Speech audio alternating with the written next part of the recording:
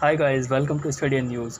सो 15 जून 2020 को जो बहुत ही हिंसक झड़प हुई है between Indian and Chinese soldiers Galwan valley में, जिसको आप यहाँ देख पाएंगे। आपके लिए मैं जूम कर देता हूँ।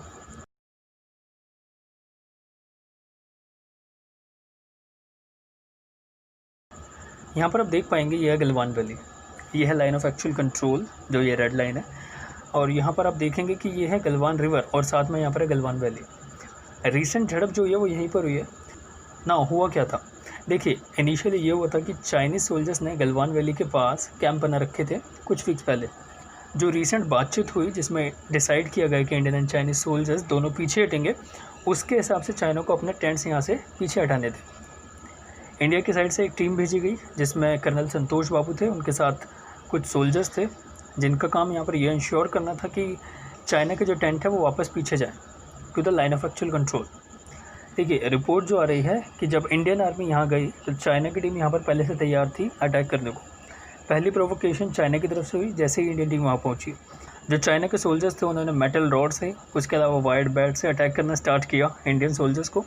अब जैसे इनिशियली यहाँ पर फाइटिंग स्टार्ट हुई तो दोनों साइड ने सिग्नल्स भेजा अपने बेस कैंप्स को कि उनको एनफोर्समेंट चाहिए। तो बहुत ही जल्द गलवान वैली के पास और इंडियंस और चाइनीज़ सोल्जर्स आते रहे और 15 जून 2020 को बहुत से सोल्जर्स के बीच यहाँ पर कन्फ्रंटेशन हुई, झड़प हुई है।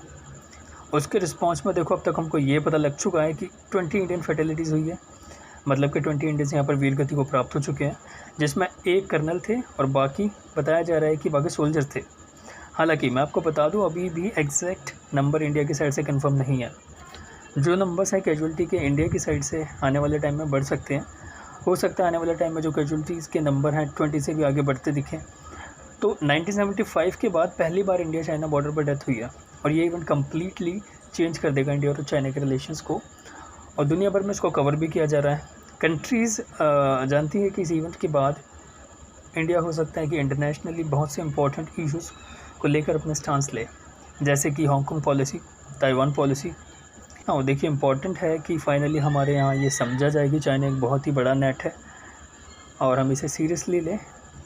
अगर हम इसे सीरियसली नहीं लेंगे इन द फ्यूचर तो सिमिलर इवेंट हो सकते हैं।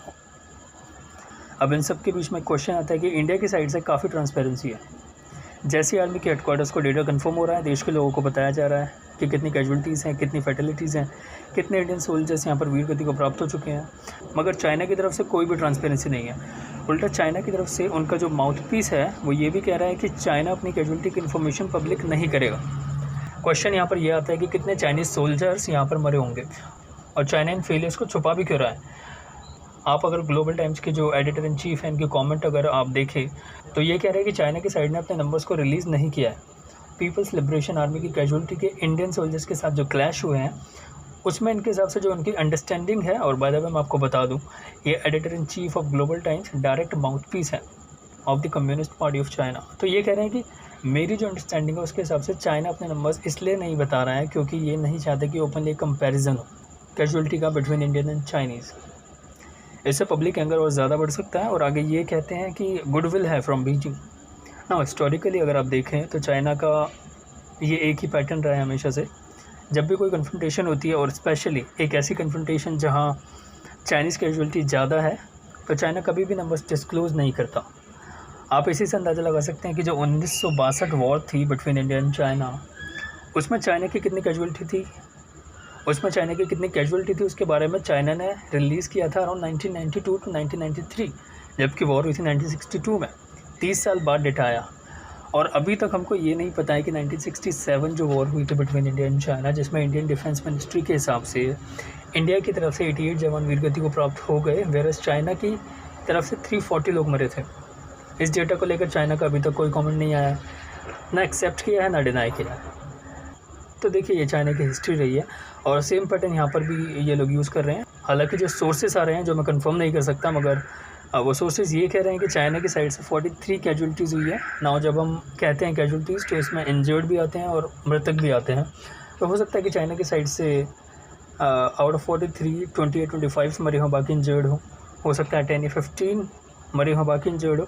इसके बारे में प्रॉपर इन्फॉर्मेशन नहीं है, मगर ये बात तो कंफर्म है कि जब चाइनीज़ सोल्जर्स ने सरप्राइज अटैक किया ऑन इंडियन सोल्जर्स तो इंडिया की तरफ से काफ़ी कड़ी कार्रवाई हुई है और हमने इंश्योर किया है कि चाइना को भी प्रॉपर कैजुअलिटी हो पूरे इवेंट में। नाउ आप अगर एक लार्जर पिक्चर देखें कि चाइना अपनी तरफ से प्रॉपर कैजुअलिटी का नंबर प्रोवाइड क्यों नहीं कर रहा, तो देखिए इसके पीछे एक रीज़न ये भी हो सकता है कि चाइना को इतनी उम्मीद नहीं थी कि इतनी कैजुअलिटी हो जाएगी, क्योंकि अभी के लिए जो सोर्सेज हमें बता रहे हैं 43 कैजुअलिटीज़ हैं।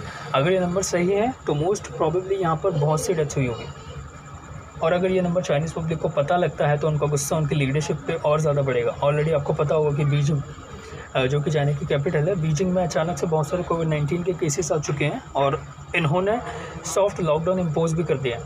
अभी भी हमको प्रॉपर्ली पता नहीं है कि वहाँ पर डिटेल्स क्या है, कितने लोग वहाँ पर इन्फेक्टेड हैं। चाइना रियल नंबर्स कभी भी दुनिया को नहीं बताता है, ये उनका एक पैटर्न रहा है। मगर जो बीजिंग में फिर से आउटब्रेक हुआ है ऑफ कोविड-19, इससे जो शी जिनपिंग लीडरशिप पर और ज़्यादा क्वेश्चन रेज़ किए जाएंगे in China, which is a very much of concern. तो ऐसे में चाइना बिल्कुल नहीं चाहेगा कि जो एक्चुअल फिगर है कॉन्फ्लिक्ट के विद इंडियन सोल्जर्स ये रिवील हो जाए, जिससे शी जिनपिंग पर और ज़्यादा प्रेशर बने। यूनाइटेड नेशंस ऑलरेडी कह चुका है कि दोनों कंट्रीज़ को यहाँ पर पीस कायम करने की कोशिश करनी चाहिए। मेरे हिसाब से बहुत जल्द यूएस और वेरियस कंट्रीज़ के प्रतिनिधि आएंगे इस इवेंट को लेकर, और उन स्टेटमेंट्स पर एक अलग से वीडियो मैं आपके लिए लाऊंगा। अभी के लिए this is the end of the video. Thanks a lot for connecting. Please subscribe to the channel to get daily updates. Thank you.